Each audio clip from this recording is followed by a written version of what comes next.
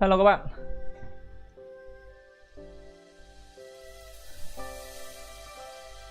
Chúc các bạn tối tốt lành. Trời ơi, chạy map 4.1 đau hết cả người ra, nát hết cả người ra. Đợi tí tôi vào Honkai Star Rail cái. Tính ra khi mà chơi 2 game xong rồi, không biết các bạn có giống 7 tôi không, nhưng mà cảm giác nó thời gian của một phiên bản nó trôi rất là nhanh. Mình thì đang ngồi làm học mặt của 4.1 thì chưa gì đã đến chưa gì đã đến 1.4 của Honkai Star Rail rồi. Cảm giác nó nhanh hơn so với cả mình trước mình chơi có một game ấy. Để các bạn qua màn chơi game cái.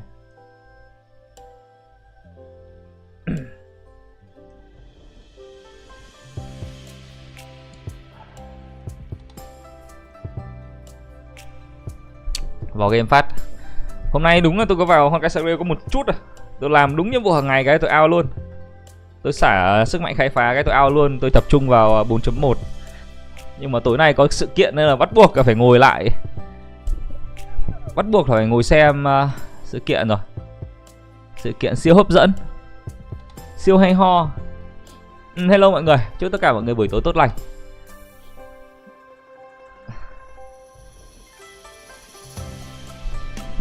Honkai Star Rail nó vừa có cái sự kiện điểm danh hàng ngày ấy, 7 ngày để các bạn nhận được 800 cái ngọc ánh sao miễn phí ấy. Các bạn đã điểm danh chưa?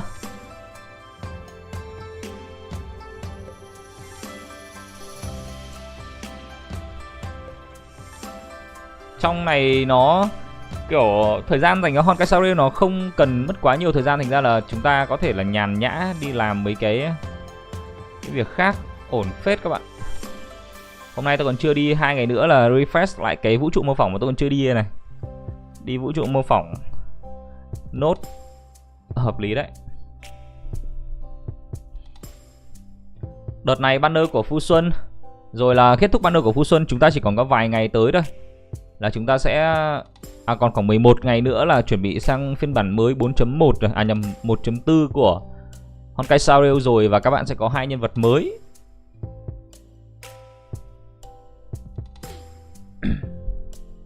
Không biết các bạn có định quay Phu Xuân hay là skip.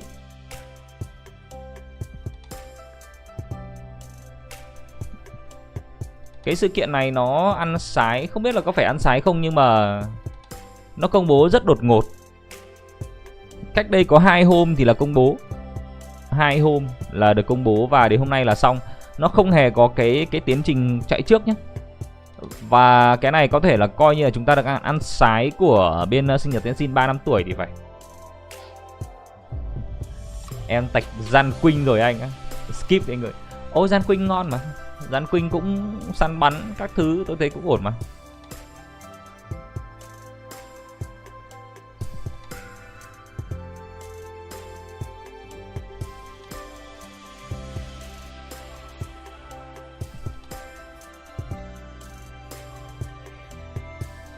Hình như nhà phát hành quên sự kiện X2 di vật. Không, cái sự kiện X2 di vật ấy chắc là phải đến cuối phiên bản này. Cuối phiên bản này sau cái sự kiện hiện tại của chúng ta là cái sự kiện gì? Đây này, sự kiện ủy thác trạm không gian này thì mới đến.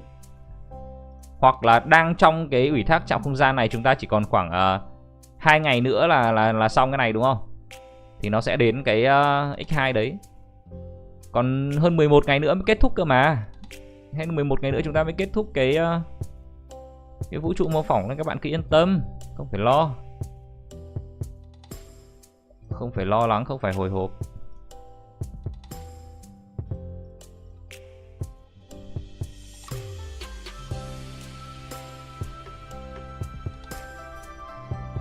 Cái ủy thác đấy tổng bao nhiêu ngọc hả? Để tôi tính xem nào, tôi cũng chưa có. Cái ủy thác này nếu mà tính tổng ra thì một cái màu vàng này là 40, một cái màu tím này 20 và 12 cái màu xanh này là 10. 10 x 12 là 120, 2 x 6 120 là 240, 6 x 4 24, 240 cộng 240 là bằng 480 ngọc ánh sao miễn phí các bạn.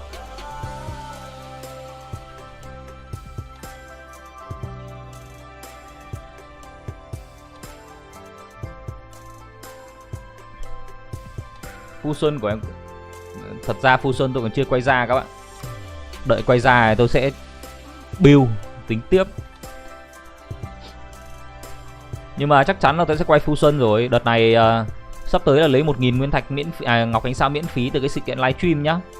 Rồi thêm 800 ở cái event này nhá.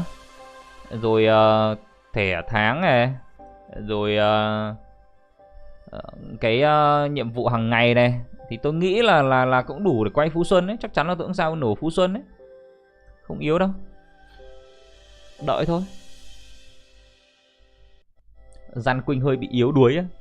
Gian Quynh có cái gì đâu mà yếu đuối. Trước đợt test là tôi chơi Gian Quynh với cả Gian Quynh với ai nhỉ? Gpat.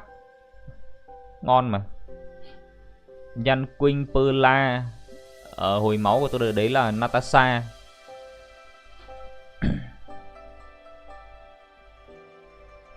Nào xem còn bao nhiêu phút nữa chúng ta sẽ đến livestream của cái này xem nào. 23 phút 20 phút nữa chúng ta sẽ đến livestream của 1.4. Gần như là chúng ta biết nhân vật mới của 1.4 là có cái gì rồi, nó chỉ đang chúng ta chỉ đang phân vân đó là 1.4 banner nó sẽ là cái gì trước, cái gì sau và có những cái map mới hay không, và cuối cùng chính là 3 cái code livestream thôi. Chứ không hẳn là chúng ta sẽ để ý nhiều đến nhân vật mới lắm. Nhân vật mới tiếp theo của 1.5 thì Honkai Star Rail họ cũng đã thông báo luôn mất rồi. Đó là một nhân vật tri thức mới và một nhân vật tri thức mới và một nhân vật gì tôi quên mất rồi nhỉ.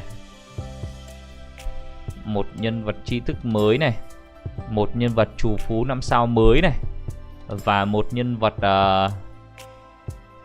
có một nhân vật 4 sao nhưng hệ gì nhỉ? Cũng hệ vật lý. Hình như là hòa hợp đúng không? Tôi không để ý lắm. Trù phú 5 sao hệ phong, tri thức, vật lý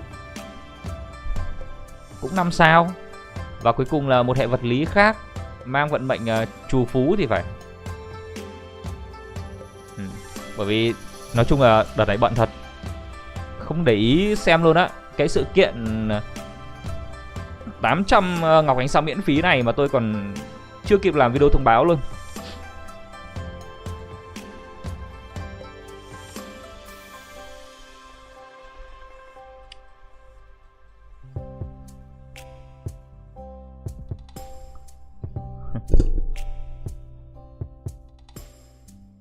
Genshin thì tôi vẫn thỉnh thoảng vẫn ngồi like đợt phiên bản mới bắt đầu mà các bạn.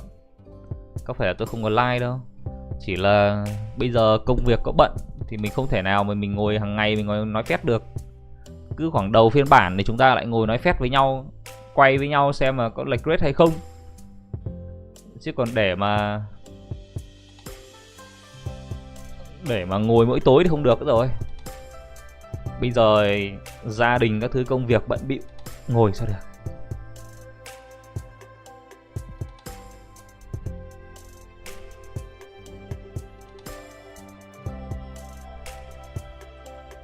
Anh Bảy có role nhân vật nào ở 1.4 không? Như bạn thì bạn sẽ là skip 1.4 để đợi đến 1.5 đúng không? Nhưng còn tôi thì tôi không quay theo kiểu là theo kiểu tính toán đâu, mà tôi quay theo kiểu là có cái lượt quay nào là tôi sẽ quay, tức là có banner nào, có bao nhiêu lượt quay tôi sẽ quay hết vào đấy, tôi không tích lại.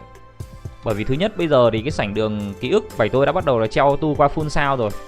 Như cái video hôm trước thì Bảy tôi có thông báo với cả mọi người là đến cái video hôm đấy là lần đầu tiên trong cuộc đời là Bảy tôi chính thức treo auto full sao của sảnh đường ký ức, tức là cả 10 phòng full sao là treo auto luôn đấy.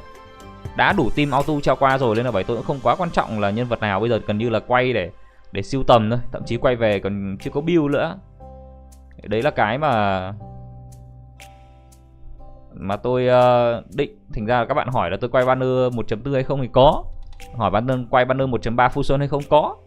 Quay ẩm người quân hay không cũng có luôn. Có là quay, không tiếc nữa rồi, tầm này không tiếc nữa rồi.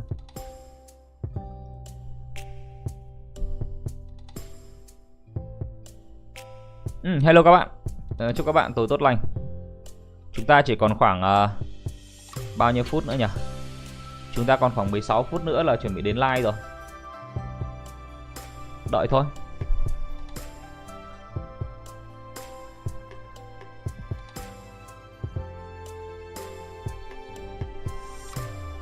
Hân IA hòa hợp vật lý.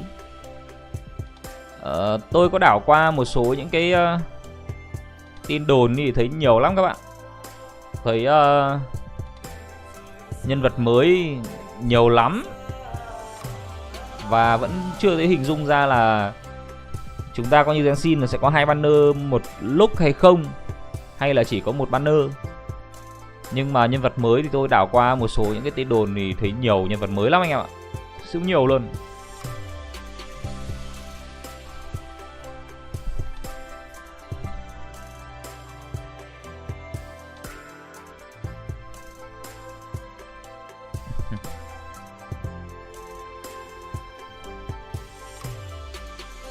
Tính ra cái vũ trụ mô phỏng này tôi vẫn đánh giá rất cao cái vận mệnh là vận mệnh bảo hộ nhé. Tôi đi bảo hộ lần nào là tôi cũng auto tôi treo qua được. Kể cả cái vũ trụ mô phỏng mới, đó chính là cái vũ trụ mô phỏng côn trùng. Không biết là các bạn đã đi cái vũ trụ mô phỏng côn trùng ấy, các bạn đi full cái cây kỹ năng chưa? Nhưng mà tôi đi full rồi đấy. Chỉ có một số cái kỹ năng mới, đó là cái kỹ năng kiểu sinh sôi ấy, thì cần phải điều kiện thì mới mở được. Nó sẽ là random, hoặc là tôi chưa biết mở.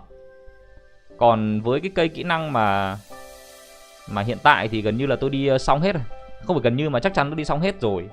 Bằng cái vận mệnh là vận mệnh săn bắn là 1 này, sinh sôi là 2 này, và cuối cùng số 3 chính là bảo hộ. Bảo hộ có G-Pass vào siêu mạnh, đi siêu phê luôn. Khoái.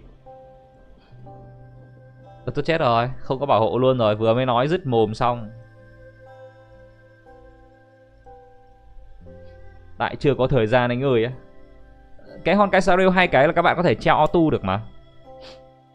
Như kiểu tôi nhá, tôi đến công ty là tôi sẽ mở điện thoại lên. À không hiểu sao nhá, điện thoại của tôi thì không chơi Genshin được. Vào Genshin thì nó lại không vào được. Nó có ghi là cái gì? Thiết bị không phù hợp. Nhưng với Honkai Star Rail tôi vẫn vào được luôn. Đấy, thế đến công ty là mở Honkai treo đấy thôi. Sau đấy là uống nước, lấy nước các thứ, hay là đi ăn sáng các thứ tùy. Nhưng mà điện thoại thì cứ treo đấy là ok nhất. Cả ngày tôi thỉnh thoảng để ý vào lại bật cái gì đấy. Nên là cái thời gian, có lẽ là cái thời gian dành cho Honkai Star Rail nó không nhiều. Nhưng mà cái thời gian mà mình để ý Honkai Star Rail thì nó có thể là mình treo được cả ngày cũng được. Nó không ảnh hưởng.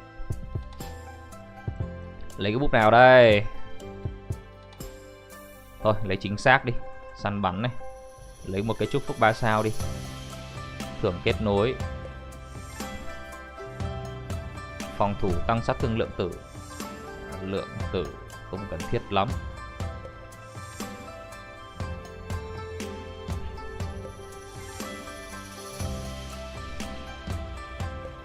Mua một cái vật thể lạ. Đây.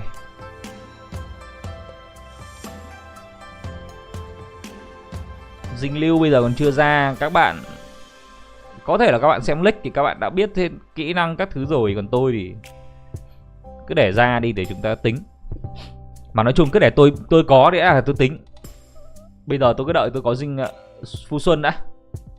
Còn dinh lưu các thứ để sau. Ví dụ bây giờ là tôi quay Phu Xuân mà kiểu hết banner rồi mà vẫn không ra cơ, thì ok, đến 1.4 là chắc chắn tôi có dinh lưu đấy. Còn nếu bây giờ có Phu Xuân rồi thì 1.4 khả năng cao cũng phải bảo hiểm hay là lệch rate các thứ thì mới ra được Phu Xuân, mới ra được dinh lưu.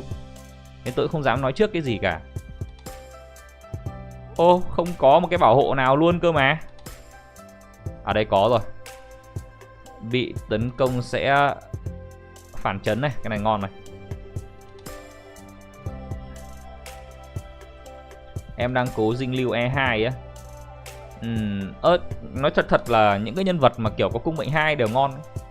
Tôi kiểu trước là banner ẩm nguyệt quân là tôi còn cố đấm ăn xôi để lấy bằng được C2 ấy. Và từ khi có C2 của ẩm nguyệt quân cái là đi cái sảnh đường ký ức đi dễ hẳn luôn, treo auto qua luôn mà. Thế nên là tôi nghĩ các bạn nếu mà xác định là đầu tư cái vũ trụ mô phỏng rồi thì cái đội hình team mà các bạn muốn đi auto để qua cái sảnh đường ký ức ấy thì cung mệnh 2 cũng là một cái lựa chọn không tồi. Chỉ là các bạn phải lựa chọn là nhân vật nào là cung mệnh 2 thôi. Không biết là các bạn định lựa chọn là DPS của mình là cung mệnh 2 hay là cái tinh hồn 2 hay là support của mình là tinh hồn 2. Phải tùy vào cái lựa chọn và cái số lượng ngọc ánh sao các bạn có.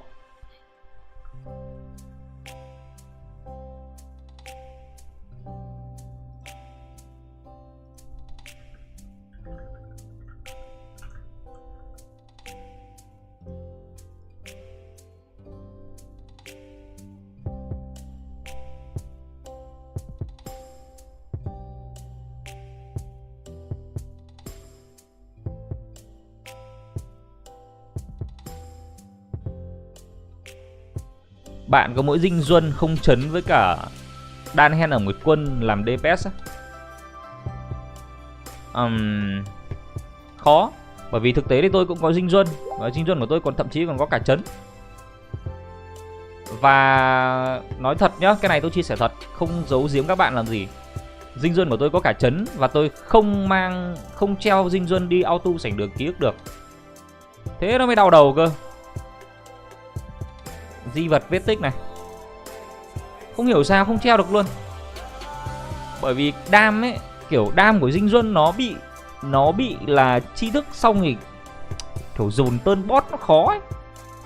Thành ra là đi cái team đi treo sảnh đường ký ức của tôi là team đơn giản lắm. Team 1 đó chính là đâu ấy nhỉ? Silea này, Bronia này. 2 hỗ trợ là một là bảo hộ này, chính là nhà khai phá hệ lửa ở đây. Và cuối cùng là một hồi máu Bailu. Đây là team 1. Team 2 của tôi gồm có này, đan hen ẩm Nguyệt Quân này, Natasha để hồi máu này, Gerpat là bảo hộ này, và cuối cùng một búp cho đan hen ở Nguyệt Quân chính là Tinh Yun. Thế nên là đây là cái 2 team mà tôi đi auto full sao của sảnh đường ký ức ấy nhá. Chứ không phải là team có dinh duân nó bị thiếu đam á. Dinh duân của tôi nó bị thiếu đam luôn á, nên tôi không mang được. Đây nói thật, không giấu các bạn làm gì. Tôi có cả chấn mà.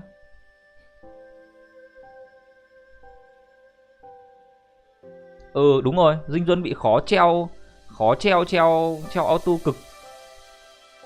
Vì vậy nếu mà các bạn đã xác định là muốn nhàn nhé, đi sảnh đường ký ức nhàn, các bạn không muốn đánh bằng tay ấy, thì các bạn nên lựa chọn nhân vật nó phù hợp. Như vừa đấy tôi đưa ra là một trong những cái team mà tôi đi ấy, đang đi luôn. Dinh duân của em nên đi với cả Perla không? Perla của em E6. Dinh duân của tôi không đi cùng với Perla, dinh duân của tôi đi cùng với cả Bailu và Tinh Yun. Dinh duân, Bailu, Tinh Yun và một nhân vật nữa. Thường thì tôi sẽ cho Gerpat vào cái vị trí đấy. Nhưng mà nếu không có Gerpat ở trong vị trí đấy thì tôi sẽ cho một nhân vật khác vào, ví dụ như là có khiên ấy. Chúng ta đang có ở đây là nhà khai phá bảo hộ. Thường của tôi nó sẽ là cái team chuẩn, nó không phải là một cái team gì đấy nó nhiều đam lắm đâu. Là một chúng ta sẽ có là từ từ tôi lấy búp đã. Mẹ không có ấy luôn mà. Không có búp bảo hộ luôn mà. Của tôi nó lại kiểu như này, là tôi không chơi theo kiểu chỉ có một khiên hoặc là chỉ có một hồi máu, mà tôi luôn luôn tuân thủ theo một cái combo, đó là một đam chính này, một hỗ trợ này, một hồi máu và một khiên. Các bạn để ý cái team Silea cũng như là cái team của Nguyệt Quân của tôi đều như vậy á, nó đều tuân theo một cái quy trình như vậy luôn á. Vì vậy để mà bảo, ví dụ như kiểu dinh duân các bạn không đi cùng với Silea cơ, không đi cùng với cả Tinh Yun của tôi cơ, thì các bạn có thể là thay bằng Perla. Nhưng mà thường thì tôi thấy dinh duân đi với cả Tinh Yun vẫn ngon mà các bạn. Team của tôi là dinh duân này, Tinh Yun này, Bailu này và Gerpat. Team này ngon cực, chỉ hơi thiếu đam thôi nhưng mà vẫn ngon.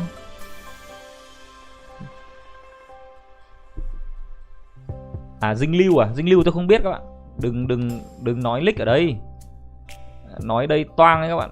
Tôi kiểu các bạn chat thì được, nói thì được thôi, còn tôi để mà tôi nói thì khó lắm. Tôi không nói được ấy.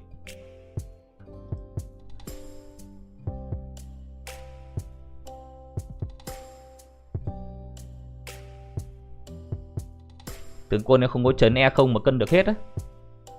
Thế á? Tướng quân bạn chỉ số ngon không? hay là team đội hình ngon?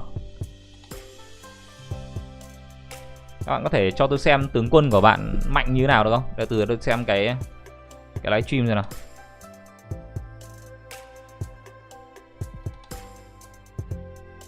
Livestream của chúng ta đang còn 6 phút nữa bắt đầu livestream rồi các bạn ơi. Nào, 6 phút nữa chúng ta sẽ sang ngồi đợi code thôi. Kiếm tí code.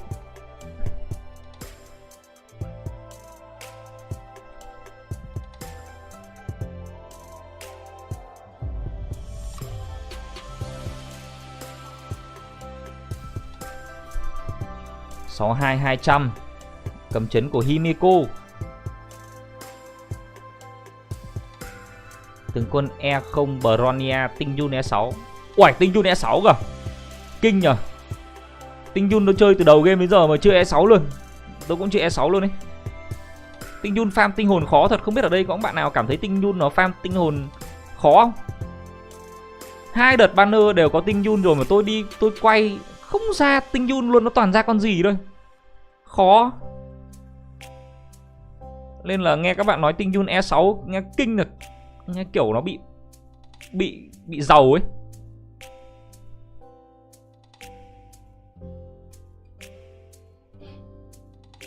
Ok à. Đấy. Những lúc này các bạn thấy tác dụng của Phu Xuân với cả của ai tôi quên mất rồi nhỉ? Của Linh ấy. Là giải cái khống chế ấy. Team khó chịu thật. Team Celia cứ bị đóng mà khó chịu.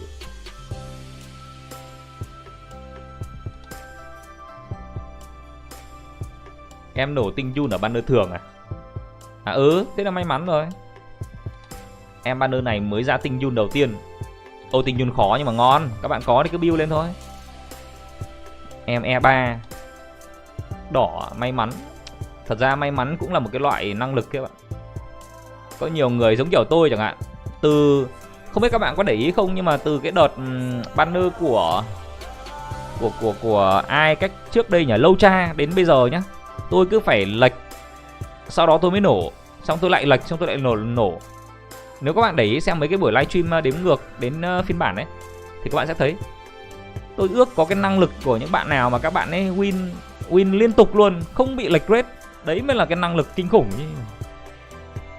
Thành ra là nhiều khi may mắn cũng là một cái loại năng lực, không phải ai cũng làm được điều đấy đâu.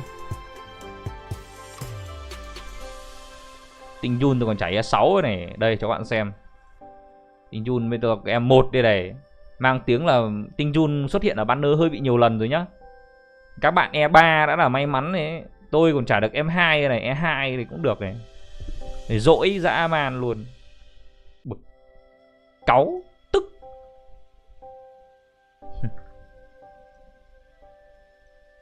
Còn 3 phút nữa là chúng ta sẽ đến ấy rồi, đến livestream rồi.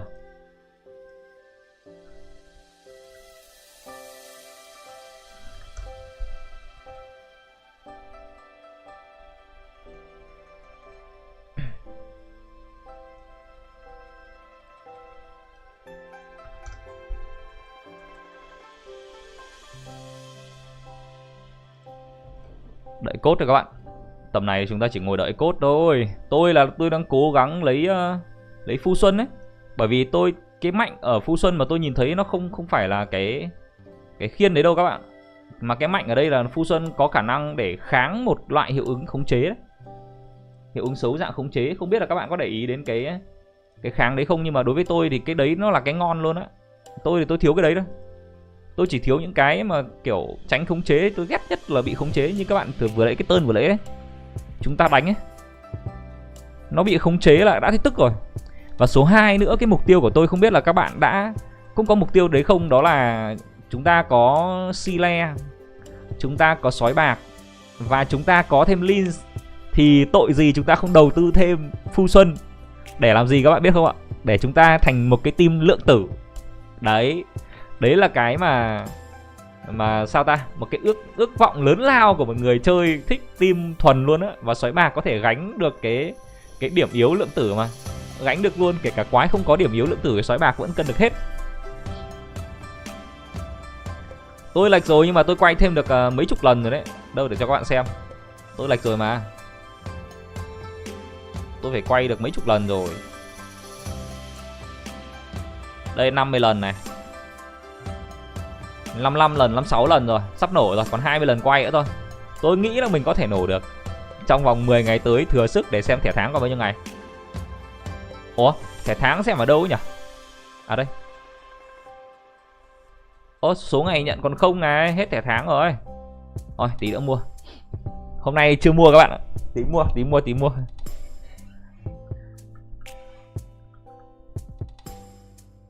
À, cái tôi đầu tư cũng khá đấy, đầu tư hơn cả Genshin đấy. À thôi, tập trung vào xem livestream đấy các bạn ơi.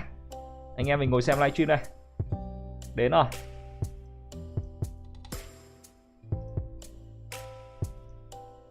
Ủa? Sao đếm ngược hết rồi mà vẫn chưa có livestream vậy?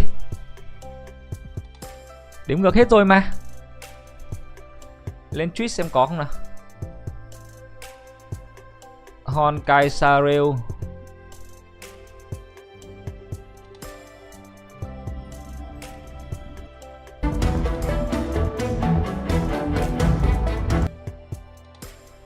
Ô. À cứ từ từ à. Đây từ từ nhá, để tôi F5 lại nhá. F5 liên tục là được ấy nhỉ.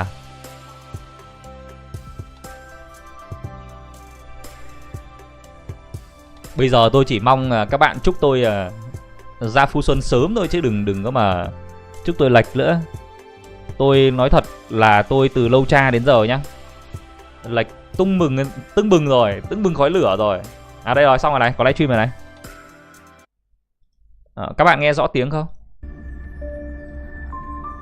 Đây chúng ta có livestream rồi.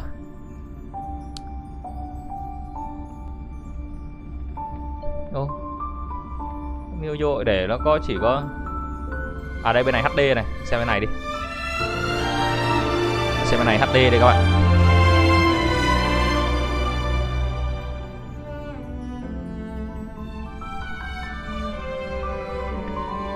Lâu cha tôi lệch Bailu, à lệch Kerpat C1. Thế là đến banner sau thì lại lệch tiếp chú Well.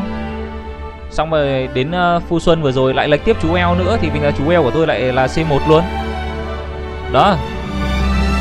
Tôi lệch liên tục mà.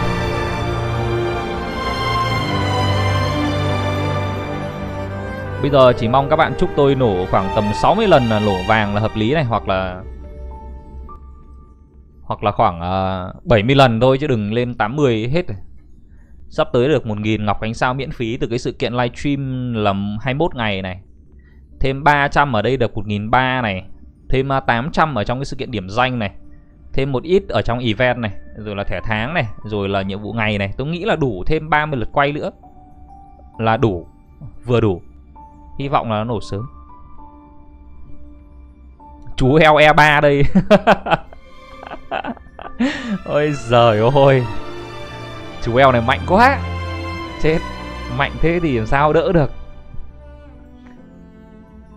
Tôi còn thiếu mỗi Gian Quynh với cả Himeko chứ có lệch.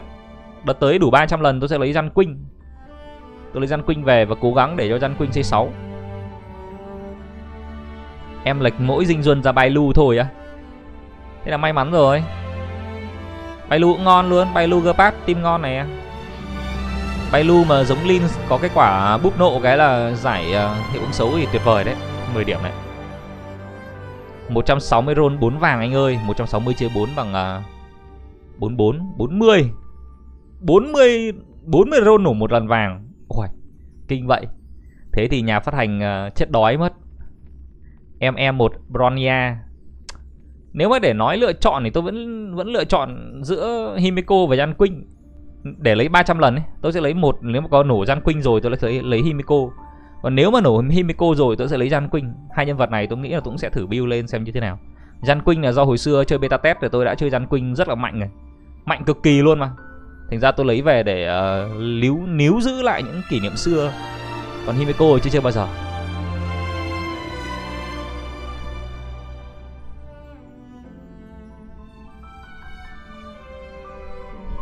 Em chơi game này mà chưa từng thắng tỷ lệ 50-50 nhỏ quá không anh?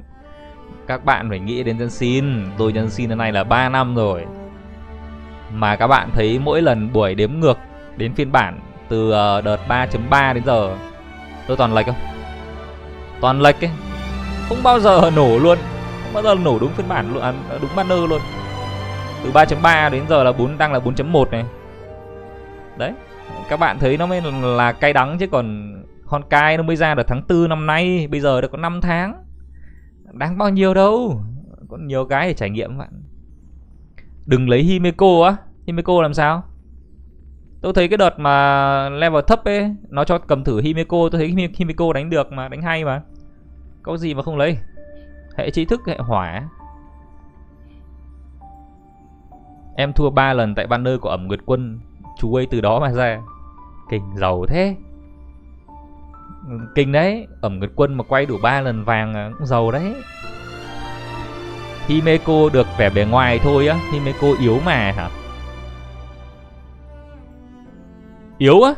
Yếu lắm không? Sao trên YouTube có cái video gì đấy? Best build Himeko, xong tôi nhìn Himeko đam 100.000 cơ mà, đam bot cả 100.000 cơ mà. Ở đây những bạn nào có Himeko rồi, chứ ông nào không có Himeko mà chỉ xem vớ vẩn đừng có mà comment nhá. Ông nào có Himeko trải nghiệm rồi, cho chỉ số với cả cho đam thử xem nào, xem có mạnh không. Chứ các bạn thì cứ nghe người này người kia bàn tán, thì các bạn bảo yếu đâu. Các bạn có trải nghiệm đâu, để người khác người ta trải nghiệm, người ta chia sẻ ra nào. Đâu, ở đây những bạn nào mà chơi Himeko mà đang cầm Himeko đi sảnh đường ký ức này, cho tôi lời khuyên ra nào.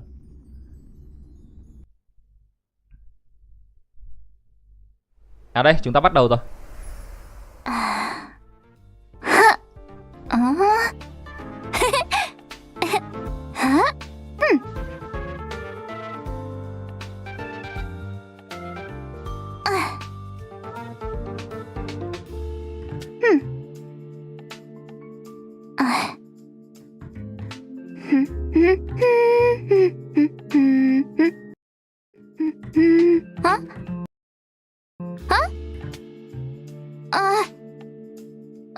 We're live already? Hey everyone, welcome to the program.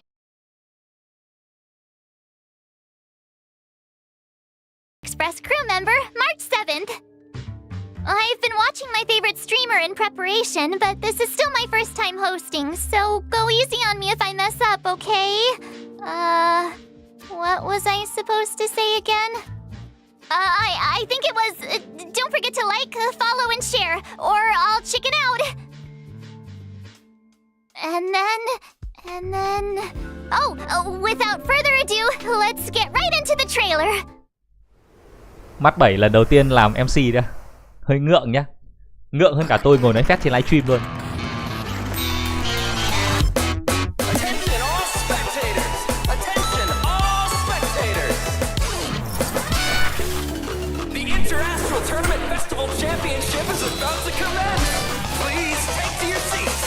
Ôi, sói bạc đây rồi.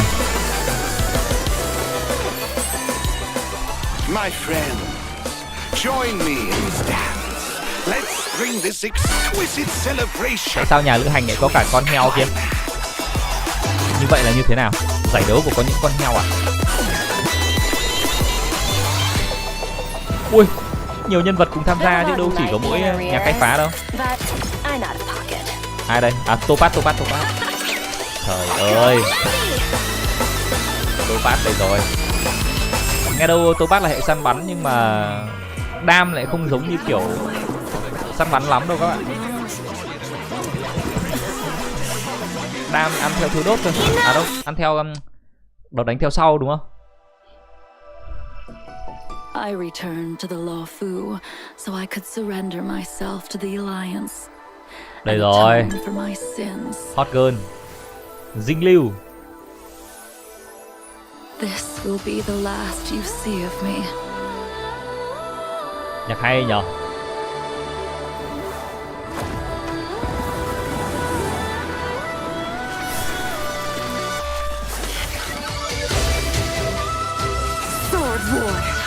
Đây rồi. Bảo sao nhiều bạn thích quay dinh lưu thế. Ôi, Tháo bịt mắt ra luôn rồi mà. Trời ơi.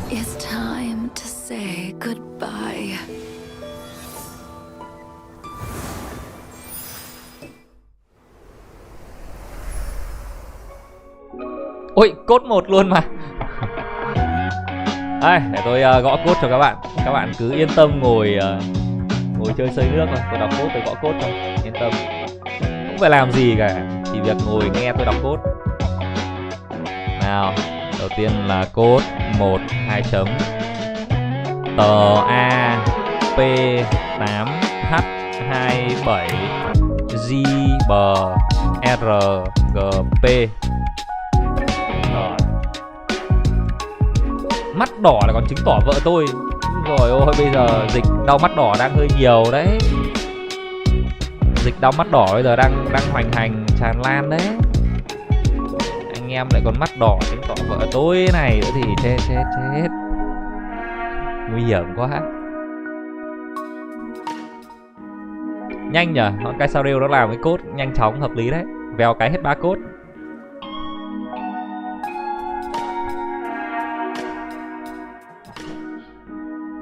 Không biết là Dinh Lưu xuất thân có phải ở trên The Low Food không ta? There's loads of fun stuff waiting for us out there. Can't wait to catch it all on camera. Like Jing Liu. Never thought we'd meet a living Xianzhou legend. She's super interesting. Miss Jing Liu might look young and elegant, but people say she's experienced and super dangerous. I was a little nervous when the director told me I'd be introducing her today. So I thought, why don't I see if I can bring in another young, elegant, experienced, and dangerous lady to help me with the intro. Next up, let's put our hands together and welcome Miss Himeko, navigator of the Astral Express. Ủa? Wow, March, is that how you see me? I'm very flattered. Tổng Himeko cũng là Himeko, MC you're luôn here à? already? That's right. I walked in just as someone happened to be calling me a young, elegant, experienced, and dangerous lady. You're all those things? So, you want to take it from here, Himeko? Sure thing. Where were we? Hi, everyone. As March said, I'm Himeko, navigator of the Astral Express. Today, I'll be introducing you to a living Xianzhou legend, Jing Liu. Rồi, chúng ta sẽ xem giới thiệu về Dinh Lưu các bạn.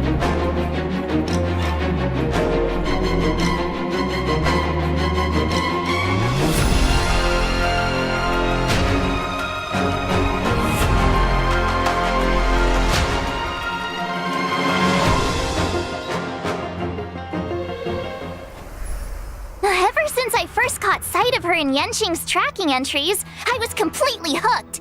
She's Jing Yuan's previous master. I bet she's got all kinds of hidden stories to tell. As one of the High Cloud Quintet, she was once the strongest swordmaster on the Luofu. However, due to the effects of Mara, she's sometimes loses her grip on reality, perceiving herself từ khi as mà an biết có rất là nhiều con thuyền Shinzo khác ở trong vũ trụ thì tôi mới nhận ra là con Luofu của chúng ta nó chỉ là một trong con thuyền nhỏ trong số đấy. And she figured out Yenqing's fighting style just from the sound of his swords. I'd bolt if I saw her coming my way. I can't say I blame you. After the Mara took hold of Jing Liu, she became a different person. As for the day she crossed paths with Yanqing, it was quite the twist of fate. I guess so. In any case, Jing Liu is unpredictable at the best of times. But if you catch her on a good day, she's as calm as moonlight on a silent night. Nicely put. Her power is actually deeply connected to the moon's phases. Jing Liu is an ice-type character following the path of destruction, who uses 2 different states in combat. Different states? What's that? Có hai dạng thi triển When chiến Jing kỹ à? Liu is in prolonged combat, her Mara-struck persona takes over and she changes states. When Jing Liu uses her skill, Transcendent Flash, she accumulates stacks of syzygy. Whoa! Isn't Transcendent Flash the legendary sword move from Mr. Cien's story? The one that cuts through time itself? You sure seem well-versed in High Cloud Quintet stories, March. When syzygy stacks up to a set amount, Jing Liu is consumed by Mara and enters a spectral transmigration state. In the spectral transmigration state, Có hai Jing giai used đoạn anh every ơi á, có attack hai dạng chiến deducts kỹ a à? set percentage of HP from her ally's max HP. However, her attack increases according to the corresponding total HP consumed. See? Đây là I dạng 2 à? told you she attacks her allies. While in the spectral transmigration state, Jing Liu's Dạng 2 skill, nhìn ngon hơn chứ. Transcendent Flash, becomes Moon on Glacial River, and she is unable to launch basic attacks. Moon on Glacial River doesn't consume skill points, but does consume stacks of syzygy. Nhìn kiếp nhờ. When stacks reach zero, Nhìn kiếp Jing phết. Liu exits the spectral Đây là transmigration dạng 1 state. này, quật một Jing kiếm này. Liu's ultimate, Floor Ephemeral nó có Dream stack ở Flux, dưới màn hình cái deals gì? a set percentage để of her nộ này. attack as ice damage to a single target Nộ and là adjacent kiểu enemies, ném mặt trăng as xuống, well đúng không? as granting her additional stacks of syzygy. Whether it's normal state Ice Beauty Jing Liu or Red Ui, Eye cởi Spectral mắt luôn. Hóa ra dạng 2 Transmigrator là cởi state mắt Jing đúng không? Liu, she's Dạng 2 one là cởi heck of a mắt. sword Thế còn dạng master. 1 là According để to mắt. Xianzhou records, she was taken by the Ten Lords before the onset of Mara tạo hẳn and một cái vùng băng subsequently luôn mà. detained in the shackling prison. Thật The luôn ấy. famous confrontation with her apprentice chà. Jing Yuan would come Kích hoạt later. luôn một ánh trăng luôn. Becoming Mara struck Vùng is băng an ở bí kỹ unavoidable là fate vào for trận đấu là kích hoạt Xianzhou luôn một cái long-life mặt trăng luôn mà. species. But they're Đỉnh still thật sự. trying to find a way to break free of the cycle. In the brand new 1.4 mission, Clouds Leave No Rồi chúng ta sẽ Trace, có thêm một an cái anonymous letter silently appears on the một cái express. It seems an nhiệm vụ unexpected đồng visitor hành mới has của extended Jing Liu. an invitation and is looking to connect Thật ra with gọi đồng Don hành của Jing Hung Liu to không phải đâu, delve mà chúng deeper ta into sẽ thấy the xuất hiện ở tale đây có of Long the Tôn này, Xianzhou. Past có Blade events này, may feel có distant in the Jing Juan present, này và but có một một only bạn right nữ. to give this story its Đây không proper biết là có phải là conclusion. Tang Xiao hay không. Valiant figures from times of old reunite with familiar faces and find themselves in a world Tuyên bố với anh drastically em đây là reshaped vợ from the tôi. one they once knew. I heard the reason Jing Vợ Liu wears thì a phải lấy blindfold về, is to chê avoid thì tôi catching lấy. sight of certain objects on the Xianzhou. Things that would Có trigger cờ her Lara memory với and ẩm the nguyệt Mara quân rồi, inside her. sợ Ron Banner này Well, quá. not seeing isn't the same Hồ as ly not trắng. remembering. Cái gì trắng? She's never forgotten Cái gì those trắng? who fought alongside her. Hồ ly trắng, As tóc for người ta solving tóc the tím, Mara hồ ly predicament, trắng. we'll just have to stay tuned for the upcoming Xianzhou story. Looks like Jing Liu's next move is gonna be trending all over the Xianzhou. Hey, Himeko, what if I start doing my own live streams? They could track Jing Liu's every step. I bet they'd get loads of views. Sorry, March. I wouldn't recommend chasing trends. Your content will probably end up clashing with the IPCs. Really? But my favorite streamers are always saying you gotta go with the hype. Anyway, how do you think I'm doing so far, Himeko? Không biết là các bạn có thích For cái this kiểu episode, I did loads dẫn and chuyện mới của loads Mach of 7 và research. Himeko không, Plus, I mà got lots of tips from my tôi thấy nó favorite cũng là lạ, streamer. nó cũng hay, hấp dẫn. And which streamer would this be? Bà nội của Du Công á. She's a streamer called Gwen Jing Liu là bà Her nội của streams Du are Công á. super entertaining. Các bạn có bị nhầm không? Nathan? Du Công I là can't họ say Du, I've heard of her. Jing Liu là You họ haven't? Dinh She's mà. on the Xianzhou too. liên quan gì đến nhau How đâu. about, I know, I'll tell you all about her.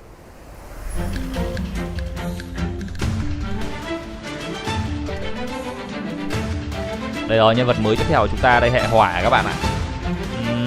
Không đến từ Cinder Phu nha. Cô nàng này thì giống với cả để nhân vật nào tôi được quên mất rồi.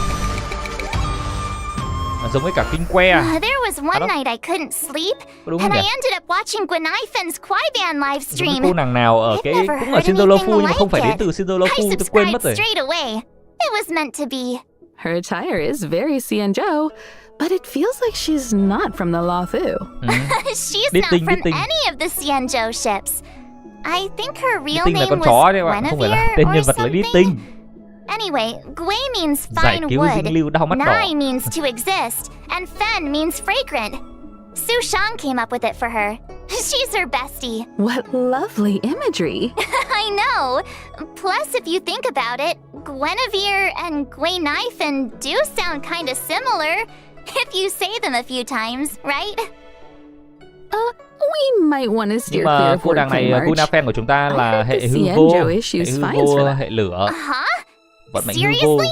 Thì hư Xianzhou vô thường culture sẽ is là làm vast giảm and điểm yếu hay profound. là There's still có tác much to dụng gì đấy. learn. Guinifan says that Su Shang trợ is thôi, always chứ không schooling phải her là on một local culture and customs. Sushong is as Xianzhou as it một gets. người gọi là sao ta? I feel like everything I learned about the Xianzhou I learned from them. Bởi vì cái tập này khi mà đã treo auto qua sảnh đường ký ức full sao rồi thì tôi lấy nhân vật tôi thích nhân vật có đam hơn là Gwynaifen seems like a girl of many talents. She is. Although I feel like she Kafka đi mainly cùng với uses Kafka them á. to impress Đây là her support của bestie. Kafka đấy á. Did you know that Gwynaifen is actually a street performer? Đây á. Not to mention she's Đâu also xem nào, xem kỹ super năng xem nào. talented on the battlefield. Gwynaifen is a fire type character following the path of nihility. Đây đánh When thường using này, her skill cầm gậy đánh Blazing thường này. Welcome, Gwynaifen launches Đây là kỹ năng firecrackers, dealing tố này, fire thả damage bom to này. her target Thả and pháo hoa adjacent đây. enemies with a chance of inflicting Đấy, burn. ném pháo After hoa. unlocking the trace Gây high đam đốt. pulls, her basic attack, Standing Ovation, also has a chance of inflicting enemies with burn. À, I'm nếu mà trên curious. người của địch có cái Why hiệu pháo hoa đốt đấy thì firecrackers khi đánh thường nó exactly? sẽ mở Gwynaifen một says lần that thứ in đốt. Xianzhou Gây đam luôn legends, mà. artists use firecrackers to fend off scary beasts. In return, the nobility supported the artist financially. Gwynaifen is just continuing the tradition, and friendly locals are only too happy to support her. Funnily enough, her talent is called Patreon benefits. When Gwynaifen Đi is cùng on với the cả đáp đà. battlefield and an enemy sustains burn Kafka tôi damage, tưởng full team there's a rồi. chance they'll enter a fire kiss Kafka state. này, Fire Kiss is stackable Kafka, and limited to a này. set number of turns. Ai nữa nhỉ? While in the Fire Kiss state, enemies sustain increased Sampo với cả damage. Loka mà đúng không? Which reminds me, I tưởng think full team rồi. Gwynaifen livestreamed a battle Bây giờ once cho too. Her ultimate, Gwynaifen vào đi với watch team this của ai? showstopper, Nộ summons này. and detonates an even bigger Đấy, firecracker in the biết tin sẽ form đốt of pháo hoa a gây một cái D-ting, sát thương dealing fire kinh khủng luôn damage mà. to all enemies. Cho Targets tất cả already kẻ địch luôn. inflicted with burns sustain additional damage Đấy, đốt, as a đốt, set đốt. percentage of the Trời fire ơi. damage. Is this what the kids call going viral? I'd love to see her combat livestream data. I bet it was an instant hit. About that, her stream was taken down halfway through. I think she violated the platform's fire safety policy. Oh. À, bí kỹ là bên ngoài What do sẽ you ném think? pháo hoa vào. Got a better Vào picture of trong sẽ gây Gwynaifen cái sát now? thương cho nhiều kẻ địch. And I can see why you're so fond of her.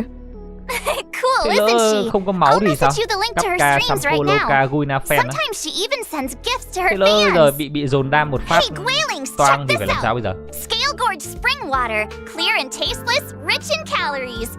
One sip. À, nhạc Gle là do You chắc just anh em save nào vừa yourself mới a đăng ký meal. kênh mà. Cảm ơn anh em nào vừa đăng ký kênh nhé. Actually, I bought some 5-liter Scale Gorge spring water during Gwynaifin's last stream. When you're watching her stream, you gotta be ready to grab the deals.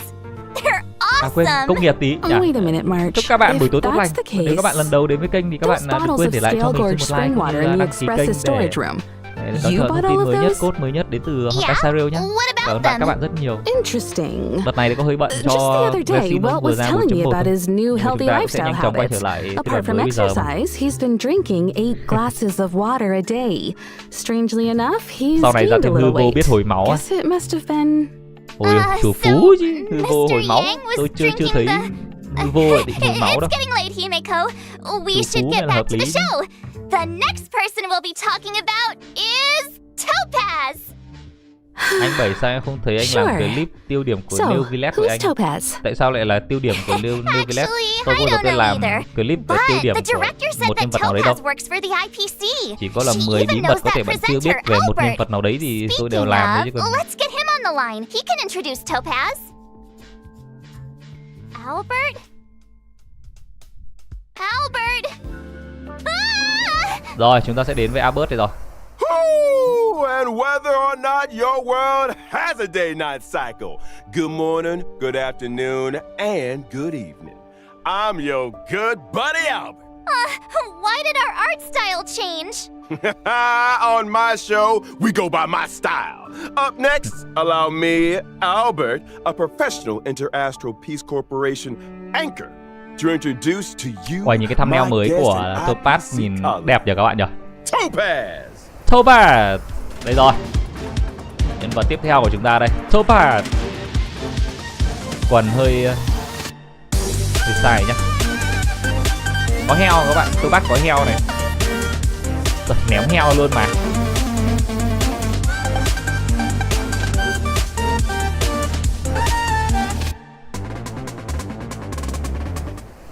Topaz is a rising star in the IPC Strategic Investment Department, currently heading up the Special Debts Picket team.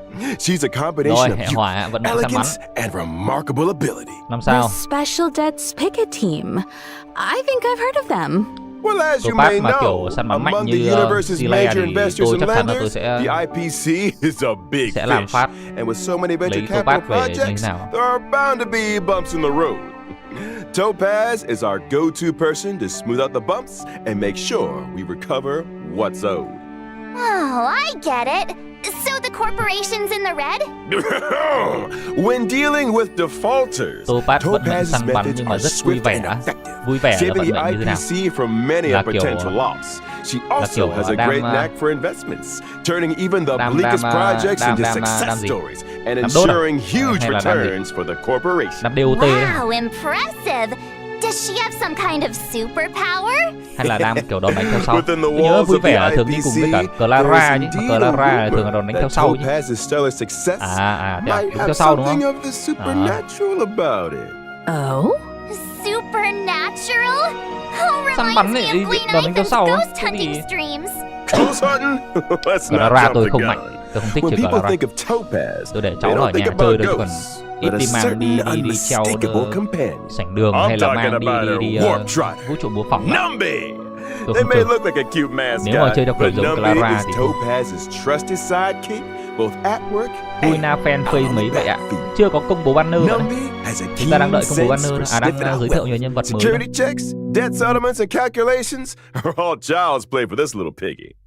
Together with Topaz, they đúng rồi, không traverse có the vận mệnh vui vẻ. cosmos, đúng. resolving Đấy, any and nhiều all khi tôi debt bị nhầm đấy. disputes Nhiều that khi could threaten các bạn làm tôi bị the lẫn. IPC's operations. Numby Chúc is a phúc là chúc legit phúc vui vẻ employee. thôi. They even have an official role and title. Really? Really? And don't forget, the corporate world mirrors the battlefield in more Tôi ways Topaz than không one. phải vì đùi của em ấy mà tôi roll vì con heo á. It's just as Con heo nó swift có and cái gì mà formidable roll? in the latter. And you better Con heo nó believe làm sao? Numby plays a huge part in that. Topaz and Numby are fire-type characters following the path of the hunt. At the start of Đây an đánh thường allied này. turn, if no Rồi, enemy on đánh the thường. battlefield is inflicted with proof Với of sát thương death, nguyên tố hỏa Topaz will inflict this state on a random enemy, và đánh dấu một thereby cái boosting the follow-up cái attack năng lượng của damage con they heo receive. tăng sát thương đòn đánh During theo sau battle, 25%. Numby starts out with an initial speed and acts autonomously, attacking enemies inflicted with proof of death. Ôi, đòn đánh theo sau là con Excluding heo Numby's có đòn own đánh theo sau turns, mà. every time an ally follow-up attack hits an enemy inflicted with proof of death, Numby's action is advanced forward. Tức là Seems like Topaz Numby là and chỉ là nền Topaz thôi, share đam a chính là con strong heo. bond. They make a tight unit. Ra vậy. Speaking of which, Topaz's skill, difficulty pan, is able to reallocate proof of debt to a different target, allowing Numby to immediately launch an assault and deal a set percentage of Topaz's Đây attack là as là fire chiến damage kỹ to này, the new target. là kỹ năng thiên This phú này. counts as a follow-up attack. Topaz's ultimate, Turn ném a Profit, allows Numby to enter the Windfall Bonanza state. In this Đây state, là damage and crit nộ này. damage dealt by Numby both experience an increase. If that wasn't enough, every time an ally's cái gì basic đấy? attack, skill, or Có cái đam đâu? ultimate hits an enemy inflicted with proof of death, Numby's action is additionally advanced forward. After Numby launches a set number of là sao? attacks, this effect is Tức dispelled. là lộ lên không có đam. Thế nhưng mà đánh cái là sẽ có đam. Moves. Some believe Ô, khó hiểu that thật. everything Là sao? possesses a soul. I believe Là như that nào? if you treat all Giống kiểu living Clara things nộ with cái là genuine ông kia care, ông ấy. regardless of whether they're Ông ấy xuất hiện đúng human, không? they'll respond in kind. Hold on to your hats, Đúng folks. kiểu Clara đúng Numby's không? not done yet. Topaz and Numby's technique, explicit Ôi giời, subsidy, con heo nó tìm allows dương hộ Topaz hả? to summon Numby when entering a map.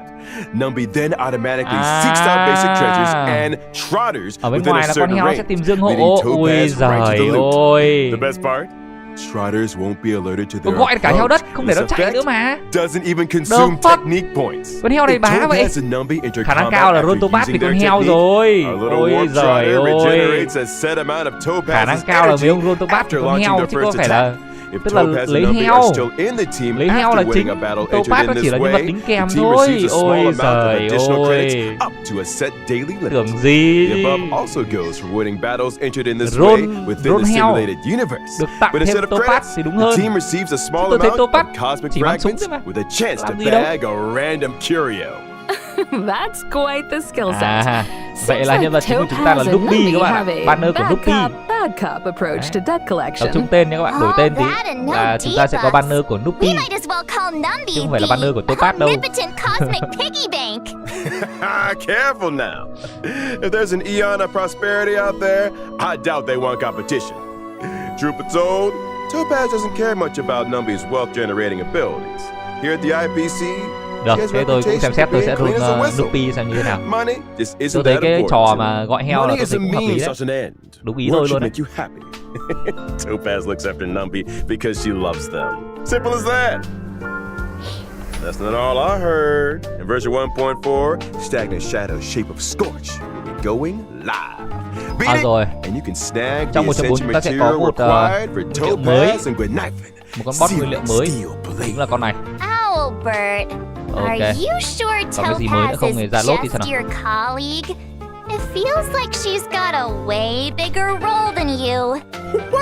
Con heo sẽ tặng cho Clearly, mình mỗi you've ngày là never worked at a 60 top tier đá. company. In esteemed enterprises Mẹ like dùng lấy ours, we stress a Mèo nào horizontal tặng mỗi ngày approach to 60 ngọc ánh sao As long vậy? as one has their own Đá là đá gì? methodology, Hay là finds ngọc ánh their sao? own niche, and employs their own strategy, they can Bây giờ exert con heo tặng mỗi unlimited ngày influence 60 ngọc and ánh change sao the đi fate of thì project. thẻ tháng thì hả? Himeko, is he Tháng thôi. making any sense to you? Đùa ấy thật đấy, game lại Not ra con quite Nupi following. để tặng 60 ngọc ánh sao. Look, I might not get the ins and outs of investing, but I know my way around the presentation deck. Those dazzling slides on Topaz, yup, my creation. Impressive.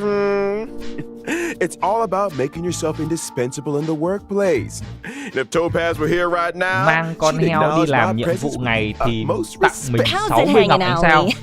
Hi, viewers. Topaz! Là sao? That's my name. Don't Tức là worry bình thường now. một nhiệm vụ ngày You guys là chúng ta sẽ probably có mentioned 60 ngọc ánh already, sao. but I work in Cộng the thêm con heo strategic nữa là investment 120 department á. at the IPC headquarters. It's an honor to be here for Cái gì Miss đấy? March 7th show today. Các bạn And to meet phải Miss tính cái sự cân bằng Himeko. game đi. Bây giờ Nice đến to xin meet you 3 too. năm nay còn chả thèm tăng cái số Director lượng Topaz. nguyên thạch của mỗi ngày, What brings you nhiệm vụ here? mỗi ngày đây. A while ago, Nó chỉ thay we đổi cơ chế received an thôi, có điểm investment rèn luyện thôi application chứ. from the Con Inter-Astral cai Peace bây giờ đã có Media mấy tháng, Department. ông ấy đòi Seems the 120 IPM's ngọc ánh sao presenters miễn phí want một to ngày á. expand the program's reach.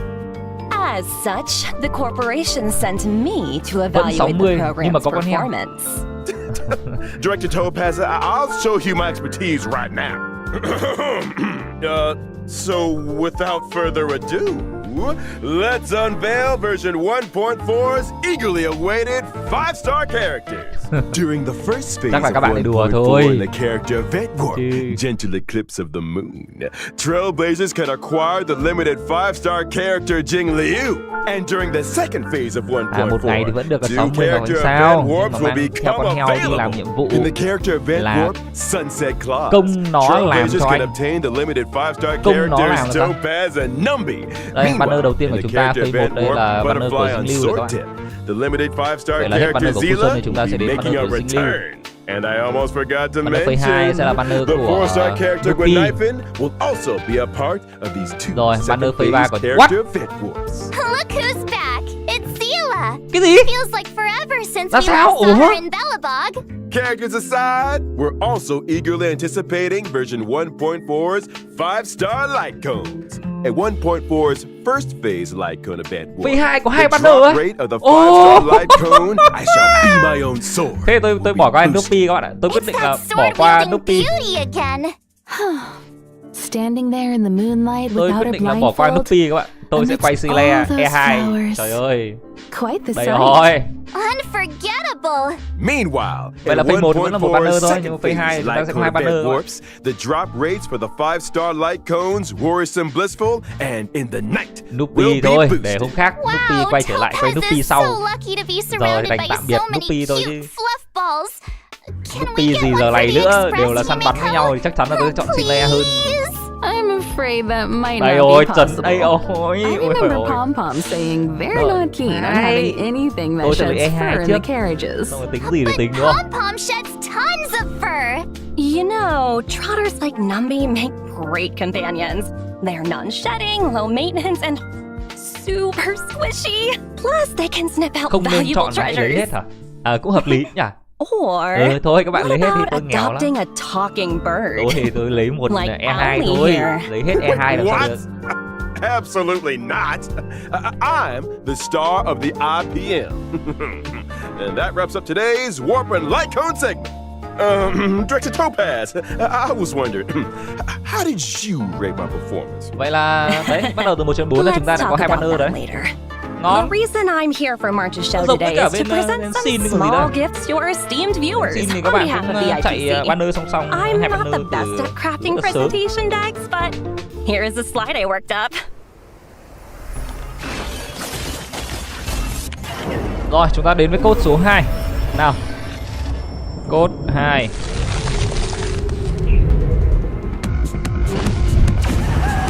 Rồi, tôi đọc cho các bạn gõ nhá.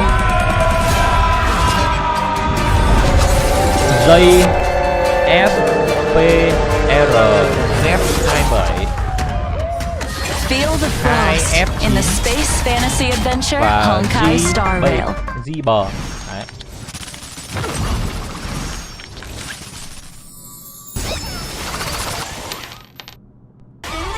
Đấy, các bạn thấy Nupi mạnh chưa? Nupi còn tạo ra vàng cơ mà.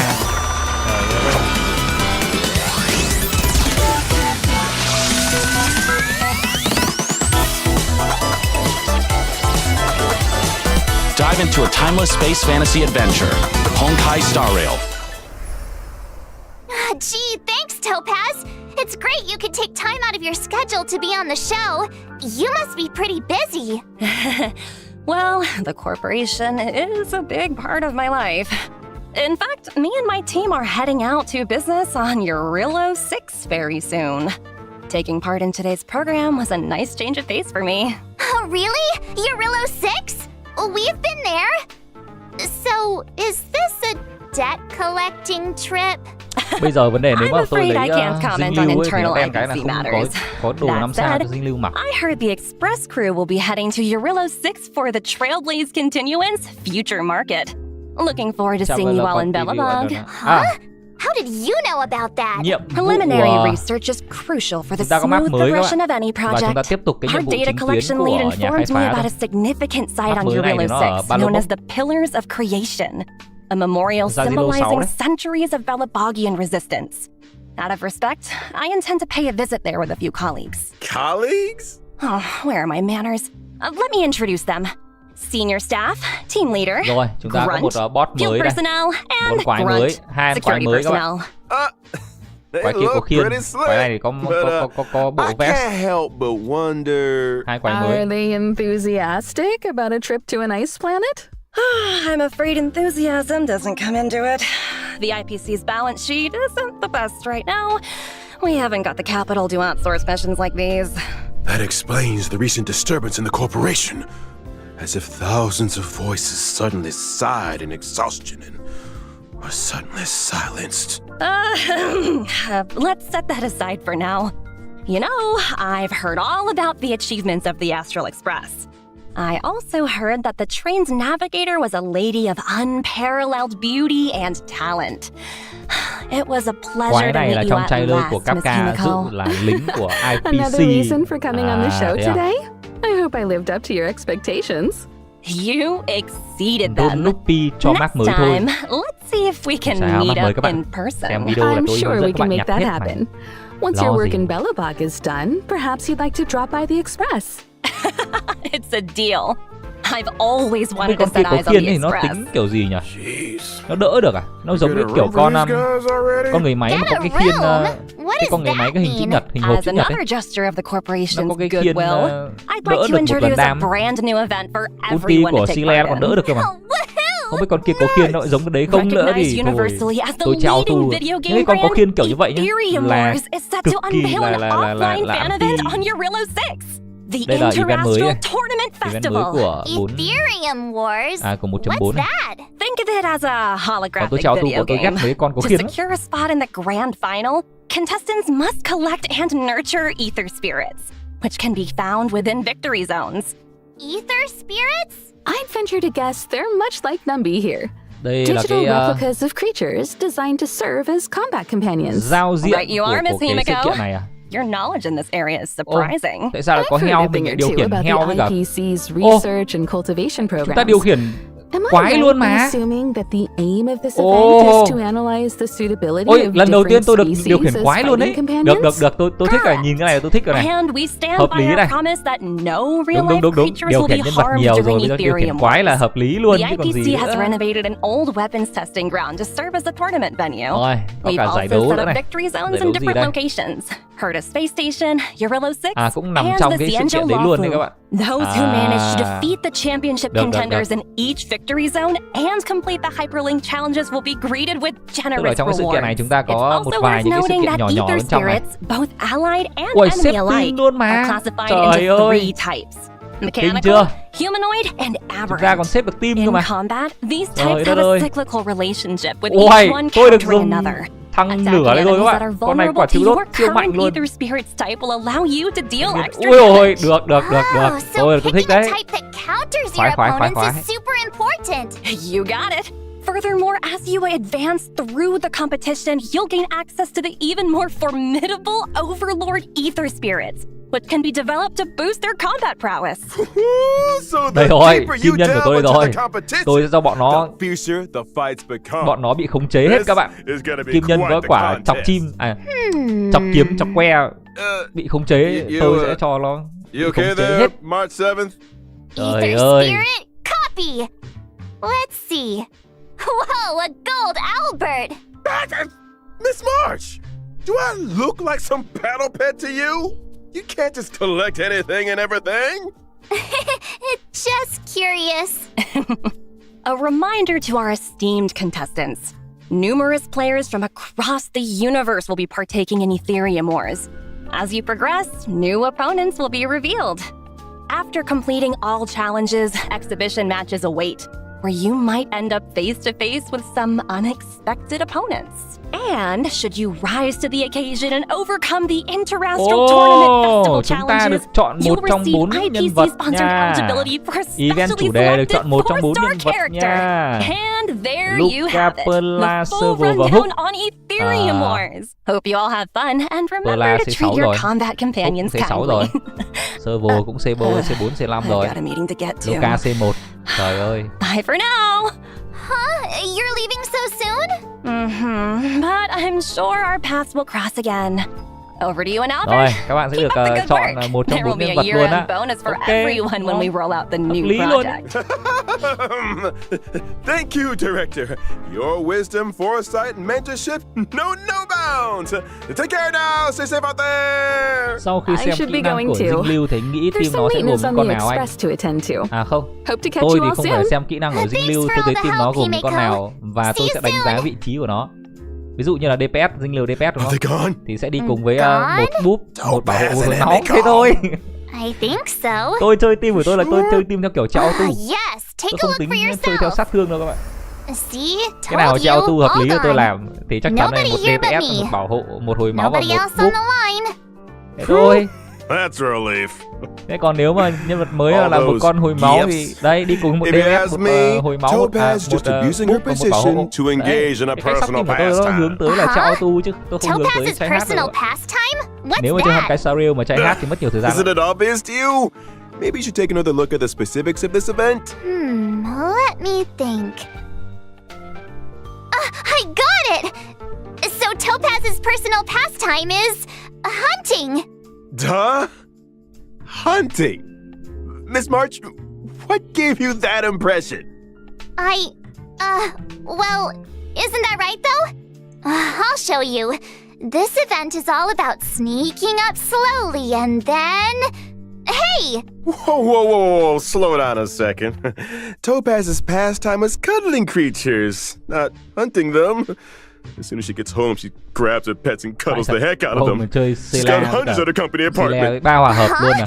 Did you say hundreds? Kinh vậy. How does she have the Team space? ấy mạnh đấy. Well, her company apartment Servo is an ecological Còn nha. starship. Hòa hợp, còn ai hòa hợp nữa nhỉ? Meanwhile, my Hey, feathered butt's in his studio from the 2020s. Du công nữa. Topaz lives it up in a giant starship over at corporate HQ. Sile mạnh. Well, I get by on packed lunches in the middle of nowhere. Sile bốp của búp. Let's shift our attention to some of the other thrilling events coming our way. First off, During the 1.4 Rồi, chúng ta sẽ release, đến the với Planar cả, Infinity event is making kiện its số debut. 2. Herta and 3 other members of the Genius Society Hành tinh made some hư small vô. renovations to the simulated universe, but each of them threw a spanner in the works. With the code damage, the universe is beginning to expand exponentially. Madam Herta wanted me to pass a message on to our Rồi, chúng ta trailblazers. có một cái vũ trụ mô phỏng Don't event panic, mới. just a minor bug. You will Chúng be ta sẽ có tổng compensated. cộng là 4 cái 5 ảnh khác nhau. Really? It Sẽ doesn't mở sound ra like theo it. từng thứ tự It's của nó. true! The spanners in question cause the simulated universe's blessings and curios to multiply. Hy vọng là cái chơi nó vẫn giống As such, in Planar Infinity's Nhờ. ordinary plane challenges, giống cái, trailblazers can vũ trụ mô phỏng obtain của chúng some ta. wonderful buffs. For example, À, For example, cái này là được cosmic chọn big chọn lotto búp that à? won't disappoint. oh wow! See what I mean? Following an ordinary plane challenge, trailblazers will enter đánh là có tỷ lệ là rất đồ mà. with buffs in tow. Every time trailblazers successfully challenge a wave of enemies, a floor is successfully cleared. As floors are cleared, trailblazers will face off against increasingly difficult cái vũ trụ này là có liên quan đến Uh-oh. đến I run knew mây there à? was a Có catch. thêm búp kim cương 4 Now we sao have nữa to cả. fight attrition warfare. Herta wants cả to 4 test sao the nữa limits cả. of the simulated Ồ. universe's memory. Don't panic, Ms. Marge. Búp là còn có búp As long 4 as sao cơ đấy. trailblazers Chết obtain rồi. as many buffs as they Thế thì can lại in the khó hơn à? ordinary plane Khó hơn hay dễ challenges, hơn? they'll be able to face down the manic plane with full strength. Trust me, in the simulated universe, anything is possible. Really? I don't believe you. You must believe me! I promise, trailblazers. It's a walk in the park. I'm begging you. Now I really don't believe you. And of course, we're Aha. with version 1.4B. Event tiếp theo của chúng ta là chúng ta lại có thêm 10 lượt quay vàng miễn phí. check-in event. Hợp lý đấy. Come on, y'all. Quà tặng Give của it up in the back. Odyssey. Let's hear it for checking in. Woohoo! Check in. Also in 1.4, we'll be welcoming in a story replay feature. When interacting with characters in the story, trailblazers can now pause dialogue and review surrounding context. All that juicy lore and tasty 1.4 thì chúng ta bắt đầu có buried thể in là a xem sugar lại happy được mouse cái clicks, waiting cái to cốt be truyện dành cho bạn nào bị This skip và các bạn không doesn't kịp mean đọc you cốt can truyện make thì new nó sẽ có cái choices, chế độ để cho các bạn xem lại cốt truyện. always make choices that you know you Hợp won't lý regret. đấy. We'll also be seeing nào the skip thì xem lại return nhá. of the planar Thích fisher nha. and the realm of the strange events. During the events, successfully Rồi, challenging chúng the ta lại có simulated x2 universe and phụ cavern kiện of vị diện corrosion với cả can x2 earn di you vật a set ở trong amount of 1.4. double rewards. Nó giống với cả Nice 1.3 thôi. double rewards. Some people are farming the cavern like crazy every day. They can save themselves some time. Would you be one of those people, Miss March? Me? No way. Cái này là không những xem lại được mà còn chọn lại được luôn hả? Never stops talking tức about là that cho chạy lại được luôn hả? mysterious recipe they found. Tôi lại tưởng giống gen sim Things are là gonna get real busy chỉ soon. xem thôi, And không what's a chọn lại được. recipe gotta do with being chà. busy? It's not Hay just đấy, the ưu hóa recipe. đấy. Pompom's been talking about Rồi chúng ta đến organizing với a những whole collab food ở tour 1.4. event. Đầu tiên là So collab với cả một strange. cái hãng Nobody even knows where gì the đây? recipe came from. hãng What if pizza hay là Pompom đồ ăn runs into nhanh hả các bad bạn? guys on the Đây là tour? đồ ăn nhanh đúng không? I need to protect Fast the food và đồ ăn nhanh conductor. rồi. I get it now. Mắt You 7 và wanna pose Dan as a Hen sẽ là đại bodyguard to diện get cho a bunch of Acer free để collab snacks. với cả một Hey, hãng that's đồ ăn nhanh. slander. The food tour will be following the express around the world. Keep your eyes peeled for official announcements on when and where we'll be stopping. Hey, I'm the one that leaves people in suspense around here. And now for the moment you've all been waiting for. Redemption codes! Rồi, Codes. chúng ta sẽ đến với cái code số 3, code cuối cùng trước khi đến với công bố những cái map mới. Tôi đọc cho các bạn copy nhá. Code 3 này. MT79 IK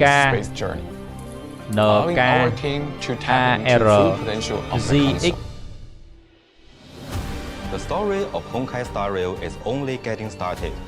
Now with added technical features on PlayStation 5. Rồi, tôi sẽ thay cái PlayStation gamers worldwide to join us in this breathtaking space fantasy. I'm aboard the Asteroid Express on this October 11th. Adventure has no limits. cái animation vừa rồi sẽ là cái animation của cốt truyện 1.4 đấy các bạn. Đẹp lung linh. Well, that's everything for today. Thanks for tuning in to our special program and see you in the... Wait! Albert! Who's the main presenter here? Shouldn't I be the one to bring the show to a close? My bad. Force a habit. In that case, is there anything our main presenter would like to say to the audience? Con Albert thì tên giống tên kênh của tôi này. Hợp lý này. Yeah, don't forget to like, follow and share. Let's get to 50 billion views. 50 billion. You might want to take a few zeros out there, Marge. Anyway, I got a flap. They're not paying me enough overtime, that's for sure. So whether or not your world has a day-night cycle, good morning, good afternoon, and get yourself home already. Albert, sign it off. Bye-bye. Wait, Albert! He really made a break for it. Anyway, so that's all for today's program. Thanks a lot for tuning in. Đây là I'm Cú your Hồng host, các bạn. March 7th. Kênh tôi để Wishing avatar all là you Cú guys Hồng a great mà. day. Đâu phải là Cú Đen đâu. Ô, vậy là kết thúc rồi à? Ôi, đã kết thúc đâu? Tôi tưởng kết thúc rồi. I'm exhausted.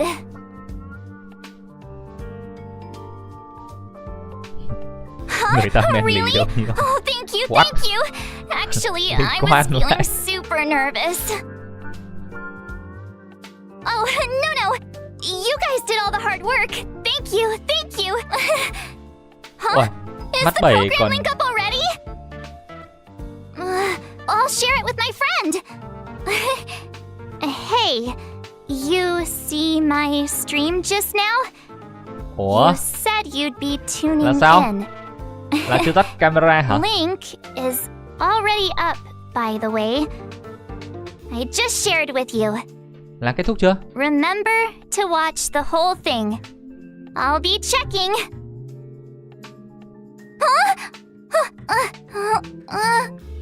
Ôi giời ơi. Bây giờ mới tắt stream mà. May quá. Tôi không giống thế. Tôi tắt là tôi tắt. Hợp lý đấy. Này. Rồi, vậy là chương trình của chúng ta đã kết thúc rồi. Cảm ơn các bạn đã theo dõi. 3 cái code này thì tôi sẽ để trong cái video tóm tắt livestream 1.4 sắp tới, cách đây có khoảng ít phút nữa thôi.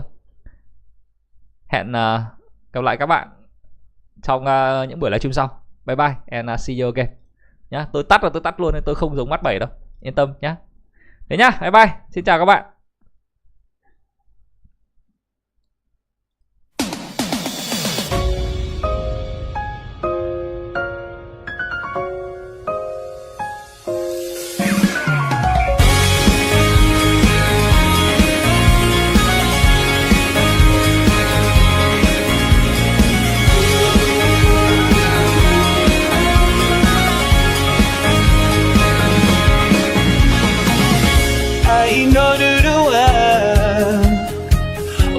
私もう知ってた本気を出すのは当然だ他の中と違うからこの気持ちを伝えたい約束させなきゃ決して譲らない失望させない決して置き去りにはしない決して抜かせないさよなら言わない決して嘘で傷つけない心が痛んでも君はそれを口にしない言わなくても分かっているそんな遊びをしましょうか君は大丈夫かと苦いふりもやめて決して譲らない失望させない決して置き去りにはしない決して抜かせないさよなら言わない決して嘘で傷つけない決して譲らない失望させない決して置き去りにはしない決して抜かせないさよなら言わない決して嘘